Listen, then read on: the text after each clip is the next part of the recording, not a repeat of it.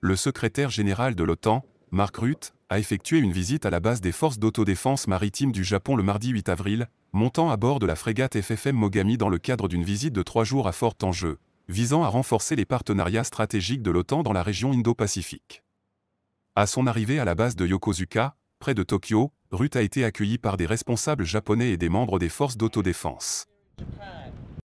It's one of the reasons I'm here, to really expand that relationship with the IP4 and now with the biggest IP4 partner, which clearly is Japan.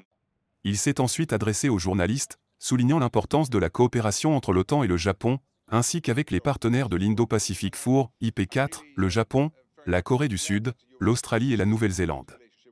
C'est l'une des raisons de ma venue de développer réellement cette relation avec les membres de l'IP4, dont le partenaire le plus important est clairement le Japon, a déclaré Rutte depuis un podium installé près du navire. Military exercises, so we follow them very closely and are a worrying sign, clearly. Rutte s'est également dit satisfait de l'engagement continu des États-Unis en faveur de la sécurité régionale. C'est une visite importante, et je suis vraiment très heureux que les États-Unis maintiennent cette relation avec le Japon. Je pense que c'est essentiel. La visite de Rutte intervient également dans un contexte de bouleversement au sein de la sécurité nationale américaine, à la suite de l'éviction de la vice-amirale de la marine américaine Shoshana Chatfield, une autre responsable de l'OTAN par l'administration du président Donald Trump, selon plusieurs sources, suscitant des interrogations sur la dynamique militaire interne de Washington, malgré le maintien de ses alliances extérieures.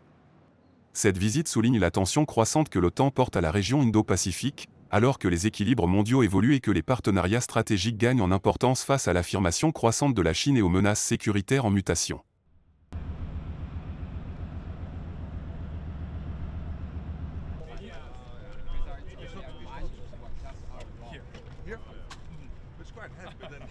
It is, but underwater.